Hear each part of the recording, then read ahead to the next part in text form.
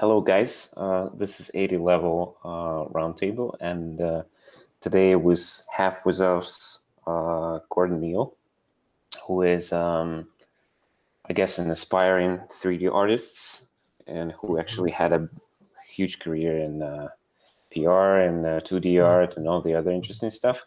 So we're going to talk about the industry, his journey in this industry, and maybe touch upon some of the things connected with that along the way. So, Gordon, before we start, can you do like a little intro? Talk a little bit about yourself, like where do you come from, what do you do, where did you study, that sort of thing. Cool. Yeah. Well, I mean, initially, thank you for having me on.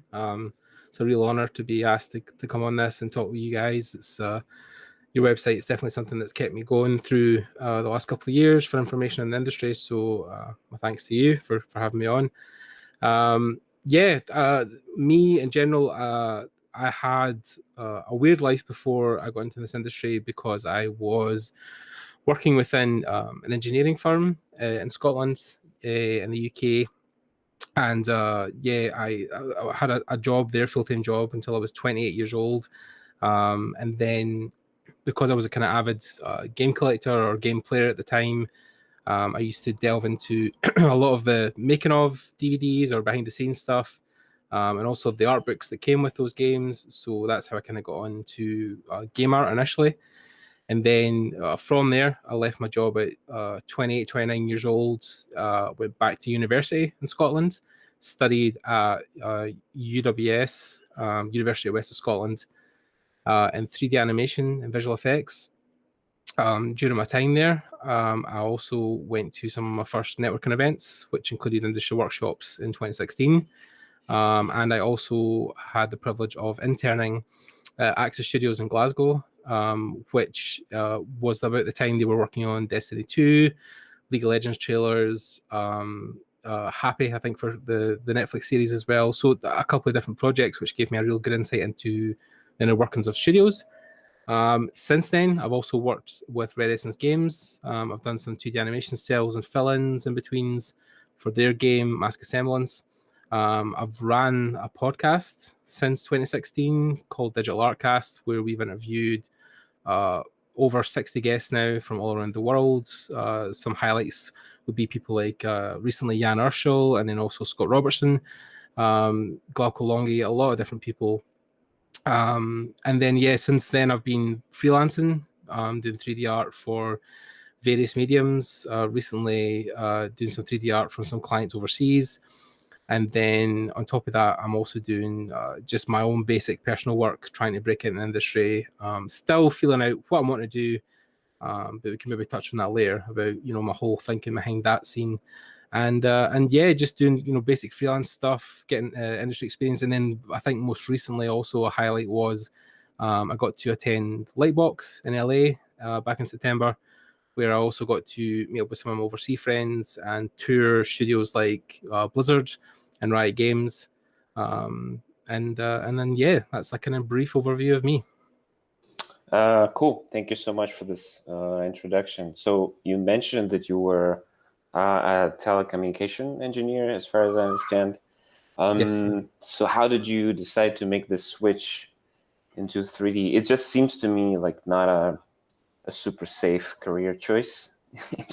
Yeah, well, I think art in general is getting like that, but I think in general, with the way the world is, most careers are getting like that because not just studios but companies in general will sometimes drop people at the kind of flick of a hat because profits are down or things aren't going their way. I know recently a couple of my friends who were working at some studios in Canada, like the places like the Mill and stuff recently closed. So, it's kind of been hit everywhere. But yeah, for me, although I had a secure job, although I had good money at the time for what I was doing, I just didn't feel fulfilled in a way, not even artistically, just career-wise. I didn't feel like I was really going anywhere. My previous job had a saying in it, which was dead man's shoes, where I wouldn't really have ascended to a greater skill set or a higher echelon unless somebody either left the job ahead of me or died. So it was a very it was a glass ceiling I hit very early in that company. So I thought, what way to better myself than involve myself in the industry I have a passion for, which was games. But of course, along the way, I learned about film, VFX, TV production, all that kind of stuff. So 3D was something that came from university. Although I kind of didn't want to pursue 3D initially, I was very taken by 2D and concept design. I've found the more I've explored different avenues over the last year and a half since I graduated, that I have a more natural affinity to 3D.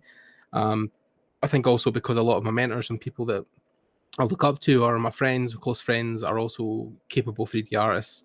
So that's been something definitely that's inspired me. It's even more recently when, I've bonded, quite close. I had a good relationship with Raphael Grizzetti, and I know that he is an exceptional 3D character artist, as we all know, and he's been really good at just guiding me and pointing me in certain directions when it comes to art, and just mental preparation for studying. So yeah, that's kind of how my 3D path has evolved over the last 6 months to a year.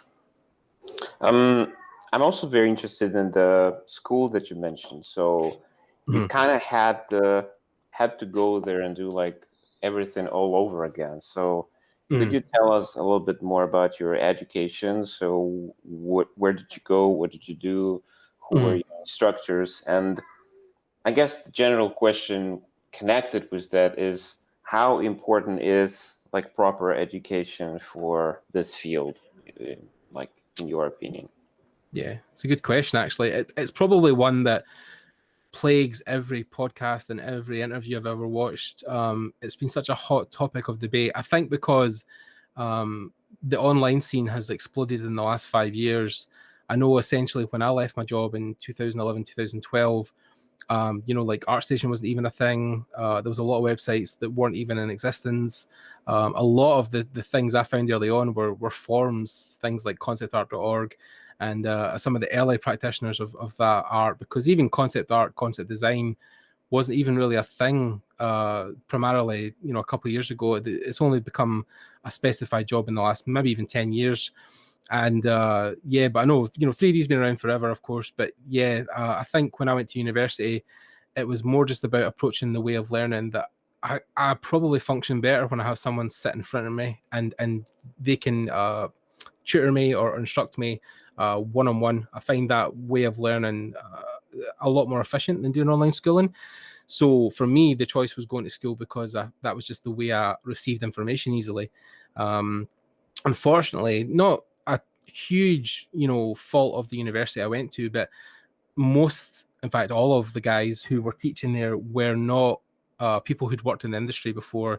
A lot of them had just, done academical routes. So they had left and done PhDs and research papers into their chosen field and then came back as instructors. In fact, the guy who led the course, his major was in computer science. So again, someone who hadn't worked within the industry. In fact, only recently, the first year I attended, they were starting to train in Autodesk Maya, but even the year previous, they were using Lightwave. So it was a thing where they were constantly trying to catch up with themselves. And luckily, I think the last year we were there, the last 2 years, they actually employed an ex-student who had worked at a gaming company in Glasgow, working on a game at the time for Nintendo, and then had been made redundant. So he came back into the fold to teach. So he actually had some experience. So he was probably a kind of saving light at the end of that course because he could instruct us on some things that were relevant to the industry. But I think it still was the staple of anything I would tell anybody now who goes to school, is that you need to be doing work outside of class and doing your own personal projects as well as networking on your own accord, because while a lot of people in the class were sometimes doing the bare minimum or spending their summers just chilling and not thinking about university, I was either interning at companies or spending my money, the little money that I had from a part-time job, to go to industry workshops, to go to Trojan Horse and meet people from industry. On the question of, is education relevant to the fields that we work in, depends on a lot of different variables. I definitely would say one thing is if you're wanting to work overseas eventually, either in America, or if you're in America, you want to work in mainland Europe, a degree will be an essential piece of paper to get you that visa that way into the country legally. But also it will serve as just I'd never think education is a waste of time. I always think there is some merit in education and always some way of being proud of what you've achieved. But essentially, when you bear it down to the bare bones, if your portfolio is strong enough, you will get work in any chosen field. If you're exceptionally good, then of course people will move you from country to country without a degree. But then of course you're talking about the top 5%. So if you're not really hitting that standard or that echelon, then of course a degree will help you move. But essentially the answer is no. You wouldn't need to have a formal education to work in the games industry, but it is also helpful. It honestly just comes down to how you learn and how you feel comfortable learning. Yeah, I think this question arises is mostly because there's a lot of competition. Like there's a lot of competition in games in general, like in any field, but it seems like there is even more competition in art right now. Because and as a listener of your podcast, I probably kind of know that a lot of people are actually facing with this, because whenever like a new talent or anyone's going to ArtStation, he sees like rows and rows of like incredible art. It kind of feels a little bit of intimidating and intimidated, right? And they kind of want to have some security, right? So they want to go to school and feel that maybe school will give them the necessary edge, sort of like to fight through and to figure it out.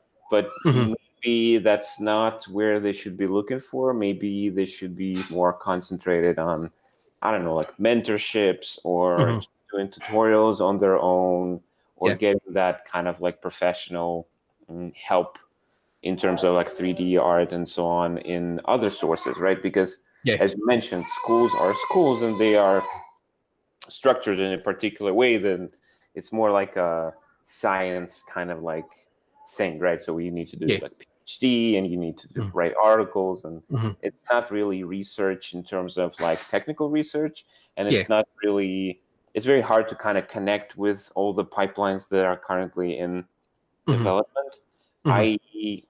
I'm wondering, what do you think about that? Like, what is the good way to sort of like progress in this and not to be discouraged, right, when you're going to places like where a lot of others' portfolios are published? Yeah, I think it's a good question as well, because I definitely know that what I suffered from early on was just the overwhelming amount of work on ArtStation that was top tier, especially when now recently games are launched, and then post game launch people will have the art dump on ArtStation, where everybody just dumps their art on ArtStation of the project they worked on. I mean, most recently it was Ghost of Tsushima, so a lot of the stuff that was developed by Sucker Punch was dumped on a couple of weeks after the game launched, and it's very intimidating. I think, going on as a young student, and then seeing those artworks and trying to then find some meaning as to, well, where do I fit in, within this structure? Like, where will my art shine through?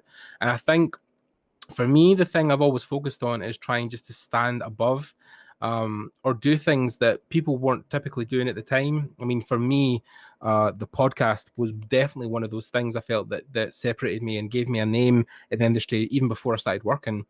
Even when I left university, I was working on my first ever indie game and doing 2D animation and sketching.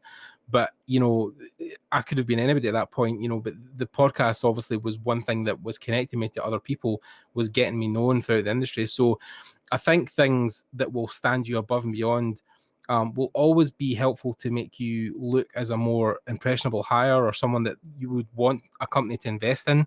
I know one of my friends, Jason Hill, a couple of years ago, when he had a kind of low down period between jobs, he designed the female Hanzo from Overwatch. So he done a gender kind of bend on Hanzo from Overwatch and done a female version, and then that was put up in on ArtStation, to great accord, and people were obviously losing their minds thinking it was a great piece, but that obviously got him noticed. I know when, I eventually left university and I was even still thinking about working on things like Hearthstone and doing 2D illustration, I'd done a challenge where I spent 30 days studying a Hearthstone card every single night, and then I would upload it to ArtStation, and that eventually got the attention of some of the guys at Blizzard, who actually contacted me about the illustrations I was doing, and then they got in touch with the podcast because they also want to be guests. So it's a really weird feeling, I think, going into any industry, especially this one where your artwork is like, your portfolio especially is so much of what people look at. So anything you can do to stand above everybody else on that website will help you on the long run, whether it's a blog or a podcast or making YouTube videos. Anything that will separate you from the pack is always going to be handy. Although, to flip that, the conversation we had not too long ago with a couple of guys in the industry was about how there's probably thousands of people in this industry that work every day, go into offices, do work for a game, and then go home, but they don't have a blog, they don't have a YouTube channel, they don't have anything that makes them stand above. They just have a really solid work ethic and a really good set of skills and a portfolio. So you can do both if you work hard enough and long enough and you have some connections.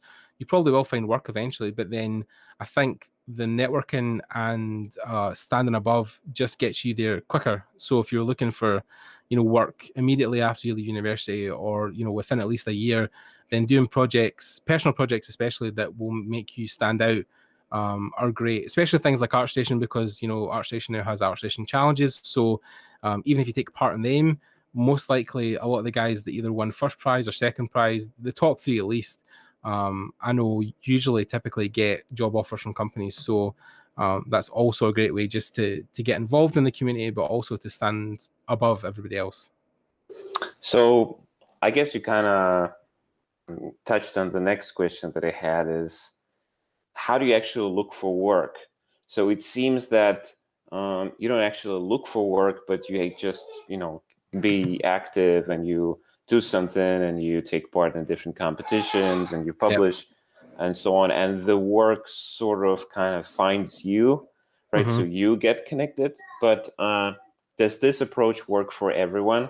Or do you actually need to go to, places like ArtStation, places like 80 Level and 80 Level RFP, or some other job boards maybe, and just try to pitch around and try to maybe just go to the website of the company and try to pitch yourself? Does that approach work, or do they just disregard everything? Because I have talked with a lot of recruiters as well, and they have like different kind of opinions on this. So I'm just interested, what's your take on it? Yeah, I think when it comes to portfolio, especially, I know when I was kind of stationed at Access working there, I had a small stint working with the guys from recruitment. So I was kind of seeing on a daily basis what they were looking for from people portfolio wise, and what they were kind of looking for on ArtStation and various other websites.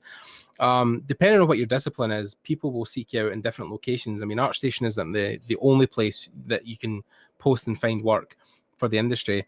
But typically what I saw is that a lot of times studios will probably seek out particular people, mostly at senior level, because you'll find that a lot of people who are junior and looking for work or their first stint in the industry, they'll probably get, hundreds, if not thousands, of junior applications every day where people want to get work, either working for free or experience or junior artists. But then the senior guys are the guys that companies will typically seek out, because they're a lot harder to find. They're either already stationed in companies or they've got their own setup freelance. So when it comes to work, you can do the thing that I did, which is you would go around networking events and you would find people, connect with them, and then probably get opportunities through the people you know. But also, if people make amazing portfolios and display them well enough, so you're displaying your stuff on DeviantArt, ArtStation, Facebook, Instagram, stuff like that, people will find you regardless. It just depends on how you feel you want to approach work. If there's even like a specific job or company you want to work for, say for instance Blizzard, you would obviously try and tailor a portfolio to that company, and then try and contact them, because that is like your dream company. And then if, for whatever instance, if you get a job at Blizzard, hooray, fantastic, you've made it. But if, Blizzard for whatever reason didn't want you at that time, then you probably find that the art style you developed for Blizzard will also be applicable to several other companies, because as Blizzard have obviously grown in strength and numbers throughout the years, they've also inspired a lot of smaller studios to make games of similar calibers or of similar art styles. So if your style doesn't work for one particular studio like Blizzard, then you'll probably find there are other companies who will adapt that style and take you on, because maybe not as big a caliber as Blizzard, or don't have the same kind of budget, so they're looking for more free work or people volunteering. So there's several ways to approach when it comes to finding work, but I genuinely find the more people I've spoke to, they've said just focus on making a good portfolio, and then people will come to you for work. Yeah, makes sense. So I have another question. So when you are, let's say that you landed your job in Blizzard and you're happy, but some times goes by and you kind of want to progress, right? So you want a promotion, or you want like a bigger project or whatever. So what's happening at that point? Like, how do you make this jump, like from, let's say, junior, mid to senior? And even when you're senior, what do you think is going to happen? Because I'll share my thoughts about this after this, but I would love to hear what you think. Most people I've spoke to who will try to progress in companies, it usually goes a similar route to a lot of people who want to progress in any company, not just within games.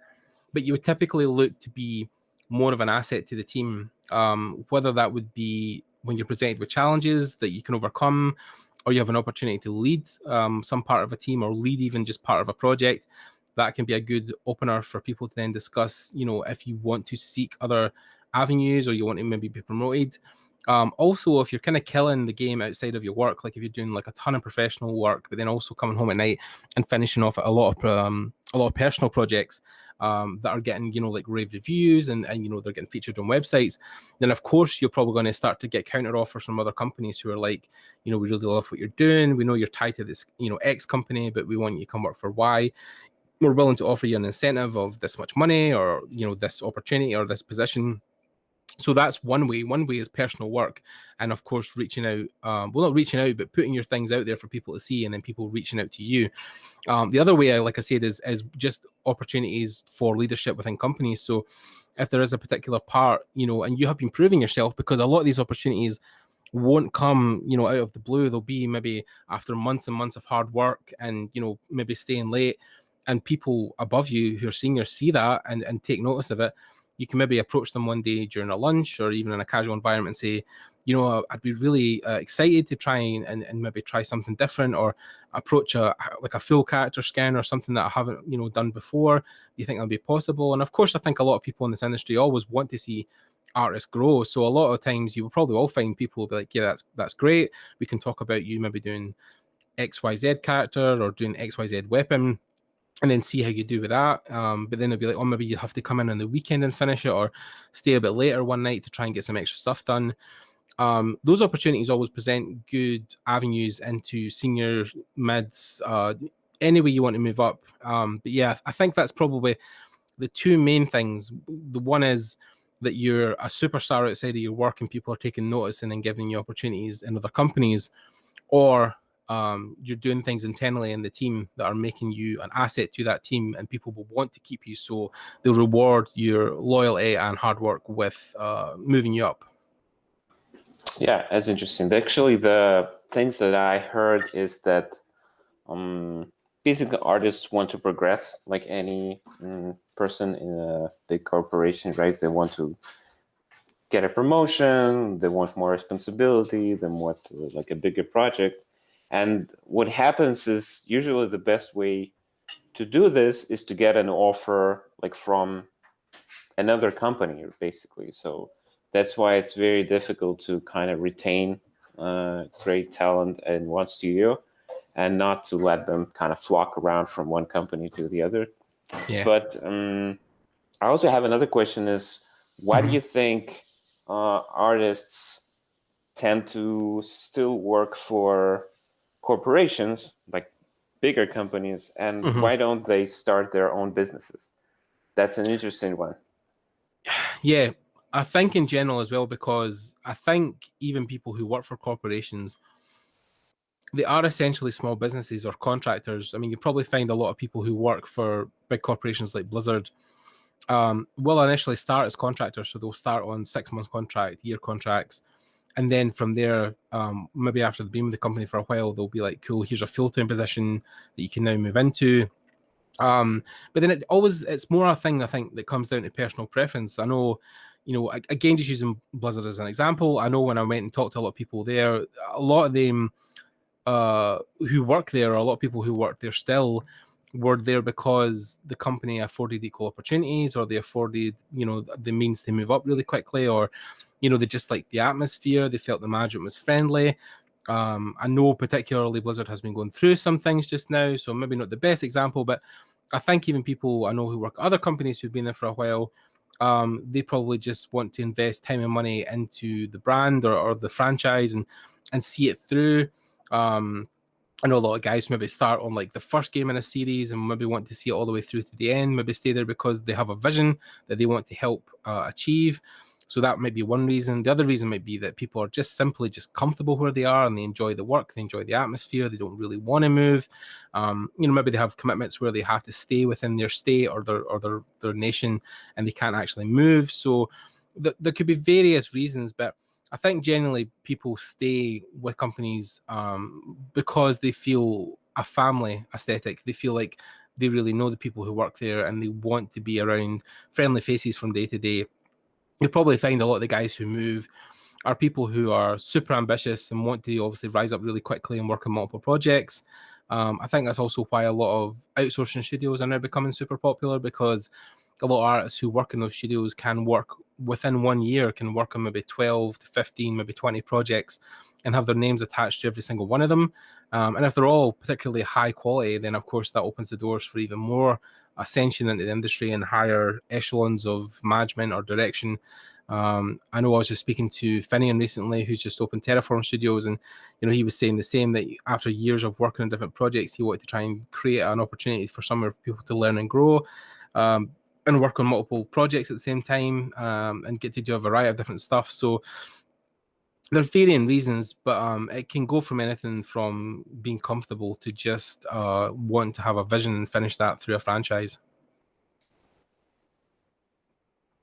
Yep. I kind of understand that kind of approach, but still there are examples of artists kind of starting their own, and it's always exciting to kind of have a look at those games. So I think one of the biggest examples right now is the Mortal Shell game, which is heavily like, I think Vitaly Bulgarov is behind it, and he has like an amazing list of artists who worked on this title. Do you think that an artist can actually build a great game, or do you think we'll still need like a proper programmer to kind of fit everything together? Because games are such a weird medium, right? But it feels to me that when you're building a game, you still have to have the like two leaders. Like you can't have just one. So usually it's a little bit a programmer, like a very good engineer, and at the same time a very good artist. So like a good example would be like Super Meat Boy, because Super Meat Boy, they had a very cool tandem there, and then the one guy was kind of like doing the story and all that quirky stuff, and the other guy was doing very precise mathematician kind of wonders with their control systems, and that's why the controls in the game feel so good. So in my opinion, it's always kind of like a combination, but as I think as the tools becoming more accessible, and there will be stuff like Megascans and all those other tools becoming just you can now download a bunch of textures, you can download assets, you can buy stuff on marketplace, which is not going to cost you like a lot, and you can start building. But do you still need to know like a little bit of a programming? Do you still need to have a person on your team who's well into this kind of like beautiful mind kind of thing, and he needs to understand like all the little specifics? Or do you think art right now is enough, and just having a good kind of good style, good characters, atmosphere, is this enough to actually build a game? Yeah, I think it's an interesting question when it comes to game development, because if you speak to different people, you'll get different answers. And I think that's what I love about this industry, is that there's such a wide variety of people doing different stuff all the time. On the case of Mortal Shell, I mean, I've actually been trying to get Vitaly on the podcast for a while now, and I think I'm edging ever closer to that happening, thank God. But even just the other night, I was listening to him talk to Raphael Grizzetti, because Raf's been interviewing a lot of character guys on his podcast now, on his channel on YouTube, during lockdown. And Vitaly was talking about, a lot of the early stuff for Mortal Shell he'd done up, by himself. There was no real team involved. He maybe had a couple of people on the side helping him, remotely. But then when he started to see that there was something there to build, there was a game behind all this stuff, he started handing it off to programmers and other people, because you're also dealing with a medium, especially when it comes to those types of games like Dark Souls. You're dealing with 3D movement, camera tracking, input animation, hit markers, a lot of stuff that you can't do because it's behind a technical wall that you don't really have time to invest in. Although I think there is companies trying now at this point to then merge those gaps between technical ability and artistic ability. Max Berman, for instance, who runs Kitbash, they've just launched their Kitbash 4.0. So they guys are now trying to make sure that when you download their kits, it's very easy just to drag and drop those into something like Unreal, because they're just like with Kitbash 4.0, those kits are now game ready. So you can just drag those into Unreal and you can use them as game ready assets and build cities very, very quickly and easily. So there is that ease coming into the industry where if you have an idea and you have enough time and patience, you can build something. On the flip side, if you're building a more story-driven game and your vision for the game is more artistically storytelling rather than combat or something like that, a lot of point and click adventures early on were built off a lot of heavy 2D art. So a lot of those ones weren't really relying on 3D mechanics or fighting styles. It was simply just art that moved between two parallel tracks. I know a lot of people who worked on the Beneath a Steel Sky sequel that just came out. I'm sure the name is very obvious, but I forget exactly what it is. But yeah, a lot of the guys who worked on that, it was a very heavy 2D game, or there was 3D elements, but there was a lot of art in between that didn't require a lot of programming. So it really comes down to what type of game you're trying to make or what story you're trying to tell. If anything is more story driven, it can exist in a 3D space. We've had The Last of Us 2 recently, which is a 3D game that involves, heavy combat at times. But of course, that whole game has required a whole combat system and 3D animation. But then you've got other games, you talked like Super Meat Boy, which are heavily 2D based again, or Dead Cells, a game that came out recently. Even the DuckTales remaster. There's a lot of stuff that relies less on mechanics and more on art. So I think the balance always comes with stuff like Dark Souls. It will have an artistic license, of course, because those games are very gothic or very drenched in art direction and mystical kind of energies. But then a lot of the early point and click adventures were just 2D paintings that moved from left to right, and didn't require a whole ton of programming. Of course, there was programming behind it for interactions, but I think a lot of those early point and click adventure games that I grew up on were very, very art based, and I think that's why I love them. Also, very story based, which is also why I love them. So, yeah, I think the approach will always come down to what type of game or what type of experience you're trying to make.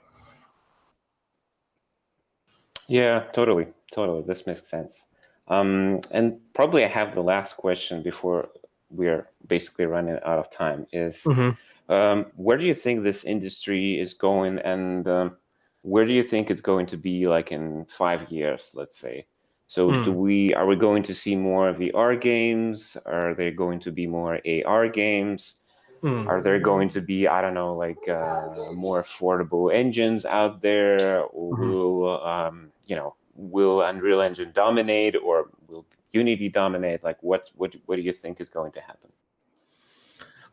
It's kind of hard sometimes because, again, I think I'm more speaking about this behind a consumer mentality than a game developer mentality. I mean, I know I've worked on a couple of games recently, but a lot of the stuff I've not had a heavy hand in.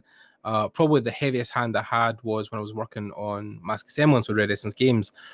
And at that time, Nick was trying to do something really unique where, the whole game was built around a 2D engine that would run off Unity, but then the whole game and the appeal of that game was that it was hand drawn. Every cell was hand animated. So, that in itself was a unique approach and something that hadn't been done for a while. So it was going to obviously stand above.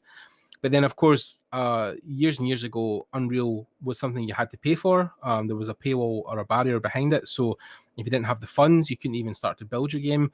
But now, most recently, apart from Unreal being free for a long time, and Epic obviously now giving away a load of games for free, they're also announcing or have announced when they unveiled Unreal Engine 5 that they're going to now make it so that the first $1 million the companies earn, they get to keep, and not a penny has to go to Epic or Unreal. So in that essence, they're opening the door even further for people to get involved in their engine because they've got an incentive now for developers to keep a lot of their funds and their money early on in the development. So yeah, you'll probably find that side of it is probably going to open up because Unreal will just get so usable and so easy to integrate into different situations that people will use it more and more.